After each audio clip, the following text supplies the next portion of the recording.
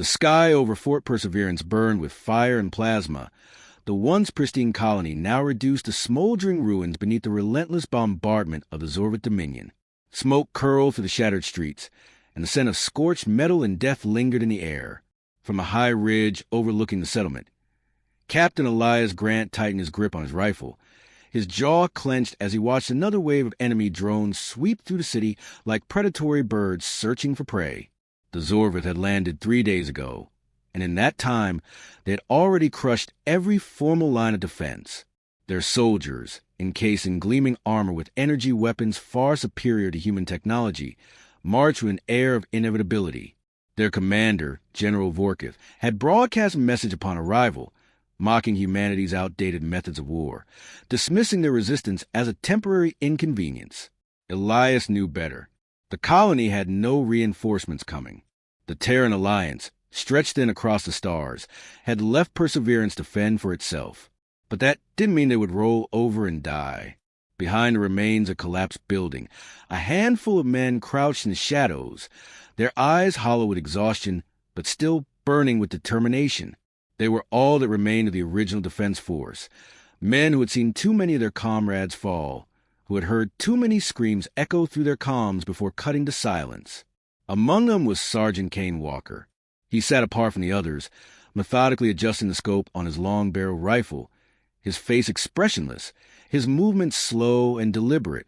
A scar ran along his jaw, a remnant of another war, another battlefield. Unlike the rest, there was no fear in his eyes, only patience. The kind of patience that belonged to a man who had spent a lifetime waiting for the perfect shot. Elias crouched beside him. "We can't keep fighting like this," he muttered, keeping his voice low. "Every time we engage, we lose more men. They know where we are before we even fire." Kane didn't look up, because they're expecting a fair fight. Elias frowned. "And they won't get one." The captain exhaled, rubbing a hand down his face. "You got a plan?" Kane shifted his rifle, angling it toward the distant glow of Zorva patrols moving through the ruined streets. "I start thinning their ranks. Officers first. They think their armor makes them untouchable. I'll show them it doesn't." Elias hesitated. The idea had merit. The Zorvith weren't used to asymmetric warfare. They relied on overwhelming firepower and superior coordination, but if someone could start cutting off their heads, the body might start a flail. "They'll come for you," he said at last. Kane allowed himself the ghost of a smirk. Let them. That night, as the Zorvith advanced deeper into the city, they made their first mistake. A senior officer, easily distinguished by the ornate gold etchings on his armor, stepped into the open, barking orders in his guttural tongue. Kane watched him through the scope, tracking his every movement. The wind was steady. Distance, 800 meters. A difficult shot for most, but Kane wasn't most men. He exhaled, heartbeat steady, and squeezed the trigger. The rifle barely made a sound, just a faint whisper as the supersonic round left the barrel. A fraction of a second later, the officer's helmet snapped backward, a fist-sized hole where his forehead had been. The body crumpled to the ground, twitching once before going still. For a moment, there was nothing but silence. Then chaos. Zorvith soldiers scrambled for cover, scanning their surroundings with glowing visors, barking into their communicators. Kane had already moved, slipping deeper into ruins. He knew how they would react. They would deploy drones, send scouting units in tight formations, hoping to flush him out. It wouldn't work. Over the next few hours, he hunted them as they searched for him. He waited in the dark, breath slow, finger resting lightly on the trigger, and when they exposed themselves, he struck. One by one, their numbers dwindled, their once methodical advance turning into a hesitant, nervous shuffle. The arrogance that had dripped from their every movement was gone, replaced by something much more human. Fear. By dawn, the enemy comms were alive with frantic reports. Their officers were dying. Their forces were losing cohesion. And no one had even seen the sniper. Kane sat on the rooftop of a crumbling factory, watching the horizon as the Zorvith pulled back to regroup. He reloaded his rifle with practiced efficiency, his expression as unreadable as ever. Elias's voice crackled in his earpiece. "You're making history here, Walker. Kane said nothing. He simply chambered the next round and looked back through his scope. The hunt was just beginning. The body lay where it had fallen, golden armor cracked and smeared with dark, viscous blood. Even in death, the Zorvith officer's rigid posture remained, his clawed hands still outstretched as if demanding his subordinates follow orders he would never give. Around him, his soldiers hesitated, their previous confidence eroded by an enemy they could not see. They scanned the buildings, their helmet optics shifting through multiple spectrums, searching for the ghosts that had been picking them apart. Their voices, once sharp with arrogance, now carried the unmistakable edge of fear. Kane Walker watched them through a scope from a quarter-mile away, his heartbeat slow, measured. He shifted slightly, adjusting his position without a sound. The Zorvith had abandoned their usual formations, now moving in unpredictable patterns, hugging cover as if that could protect them from something they couldn't understand. Good. Fear made them sloppy. Fear made them weak. Their commander, General Vorkith, had underestimated him. That was his first mistake. The second was thinking he could outmaneuver a predator who had spent his life in the shadows, turning battlefields into hunting grounds.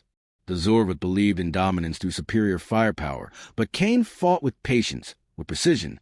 His war was not about overwhelming force. It was about control. He exhaled, adjusting his aim as another officer stepped into view. This one moved differently from the others, his posture stiff but cautious. A commander, likely Vorkith's second in command. The perfect target. Kane's finger brushed the trigger, the world narrowing to a single focus point. A gust of wind kicked up dust along the shattered street. Kane hesitated, recalculating. He didn't rush. He never rushed. The shot cracked through the air like a whisper of death. A split second later, the officer collapsed, his helmet shattering inwards. The Zorvith scrambled for cover, shouting into their comms. Kane was already moving. The hunt was shifting. Before, the Zorvith had dismissed him as a minor nuisance, an irritation to be swatted away. Now they were learning. They deployed reconnaissance drones in dense clusters, their sleek forms humming through the city ruins, scanning every heat signature, every heartbeat. Kane watched from a shadowed alley as one hovered past, its sensors sweeping the area. He remained perfectly still, controlling even his breathing. The cloak wrapped around him absorbed his body heat, rendering him invisible to their scans. The drone lingered for a moment, then moved on. They were adapting. That was fine. So was he. A new voice crackled to the Zorvith comms, deeper, colder than the others. Vorkith. Kane listened, picking out pieces of the guttural alien language. The general was issuing orders, demanding results. He had grown tired of the slow losses, of watching his officers fall to an enemy he could not see. The Zorvith had conquered countless worlds, but they had never faced warfare like this. They had never fought an opponent who could break them without ever being seen. The soldiers changed tactics. They moved in tighter formations, covering each other with synchronized sweeps. They sent decoys, single units moving ahead, trying to draw fire. Kane smirked. Clever, but not clever enough. He ignored the bait, instead waiting for the ones giving orders, the ones who thought they were safe behind their front lines. Hours passed. Another shot. Another officer down. Kane disappeared into the ruins once more, leaving nothing but bodies and silence in his wake. By the time night fell, the city had changed. The Zorvith no longer patrolled with the same confidence. They hesitated at intersections, flinched at every distant sound. The battlefield had turned against them. They had thought themselves invincible. Now they knew better. Inside a ruined building on the outskirts, Elias Grant listened to intercepted Zorvith transmissions, his expression grim. "You've rattled them," he muttered, glancing at Kane, who was methodically cleaning his rifle. "They're afraid." Kane didn't look up. Not afraid enough. Elias exhaled, rubbing a hand across his face. "They're deploying a kill team. Elite units. They're coming for you." Kane nodded, as if he had expected nothing less. Let them. The next morning, the Zorvith executed their counterattack. A dozen highly trained specialists moved through the ruins, their armor sleeker, their weapons deadlier. They didn't speak, their communication silent through internal links. Unlike the standard soldiers, these ones knew how to hunt. Kane lay prone on a rooftop, watching them through a scope. They were careful, methodical, sweeping each building before advancing. If they had sent these units on day one, the war might have played out differently. But it was too late now. He waited. One of them moved slightly ahead of the others, scanning the upper floors of a building across the street. Kane adjusted his aim. He wouldn't go for the head. Their helmets were reinforced. He targeted the neck joint, the small gap where armor met flesh. The shot punched through, and the soldier crumpled without a sound. The rest reacted instantly, pulling into defensive positions, their weapons trained on location. But he was already gone, slipping through the ruins like a shadow. They chased him, sweeping through the district, their movements tight and controlled. Kane led them where he wanted them to go, through narrow alleys, into open streets where the high ground worked against them. They were good, but he was better. One by one, they fell. When the last of them lay dead, their bodies scattered across the broken cityscape, the Zorvith finally understood. This was not a battle. This was not a war. This was something far worse. This was a hunt, and they were the prey. The Zorvith attack force was unraveling. Their once organized formations had collapsed into fragmented, panicked movements. Their numbers had not dwindled enough to call it annihilation, but morale had. Soldiers whispered among themselves, their once proud march reduced to cautious steps, their glances flickering toward rooftops and distant shadows. The sniper had become something more than an enemy. He was a force of nature, a silent phantom who killed without warning, without hesitation. Kane Walker watched from the ruins of a shattered watchtower, his rifle steady against his shoulder. The wind carried the acrid scent of burning metal and ionized air, remnants of a failed Zorvith assault that had ended in wreckage and bodies. The remains of their kill team lay scattered across the district, their elite warriors torn apart by the very tactics they had underestimated. Kane had led them into a labyrinth of destruction, narrowing their avenues of escape, forcing them into positions where his rifle spoke the only truth that mattered. Now, the true hunt began. He adjusted his scope, tracking movement near the enemy's central command post, a mobile fortress. Reinforced plating shimmering under the dull light of a sun choked by smoke, stood in the heart of the ruins. General Vorkith had retreated there, surrounded by the last remnants of his force, issuing frantic orders. His arrogance had been replaced by something sharper, something desperate. He had underestimated humans, their tactics, their resilience. He had laughed at the idea of snipers, of an enemy who refused to engage on his terms. Now, every step outside the fortress was a risk, every moment a potential death sentence. Kane exhaled slowly, centering his aim. The distance was pushing the limits of his rifle, but he had made harder shots before. A clean kill would break the enemy entirely. Vorkith had to die. A shift in the wind. He recalculated. A guard stepped into his line of fire, helmet scanning the ruins below. Kane waited, breath steady, until the moment passed. His crosshairs aligned. He squeezed the trigger. The shot echoed through the city like the voice of judgment itself. Vorkith's head snapped back, a crimson mist erupting from the exit wound as his massive form crumpled to the ground. Silence followed, stretching long and thin over the battlefield. Then chaos. The Zorvith line disintegrated. Without their commander, discipline fractured and panic set in like rot.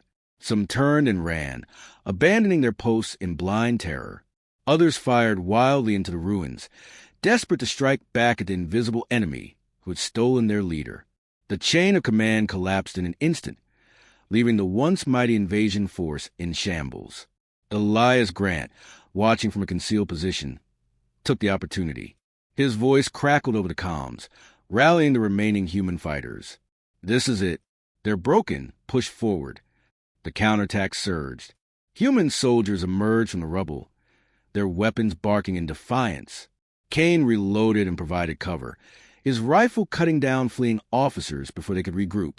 Explosions rattled the streets as resistance fighters used scavenged munitions against their oppressors, turning abandoned vehicles into makeshift bombs.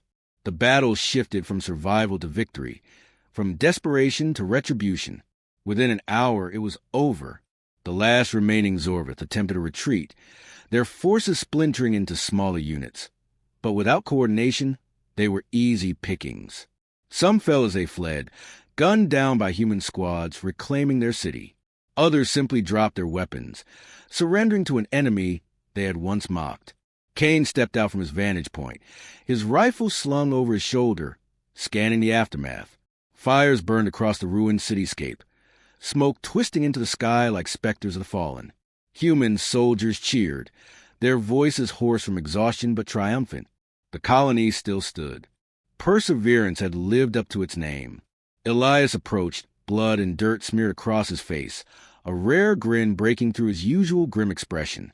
"You did it," he said, shaking his head. "They thought they could steamroll us, and now they're running like scared animals." Kane didn't respond immediately. He looked past Elias, past the ruins and the bodies, toward the horizon. Victory was theirs today, but the war wasn't over. The Zorvith had suffered humiliation, but they would return. They always did. He wiped the dust from his rifle and nodded. For now, the legend of Fort Perseverance would spread. The story of the sniper who had shattered an empire's confidence would ripple across the stars. And the next time the Zorvith thought to underestimate humanity, they would remember the man who turned their invasion into a slaughter. Kane Walker chambered another round and disappeared into the shadows. His war was far from finished.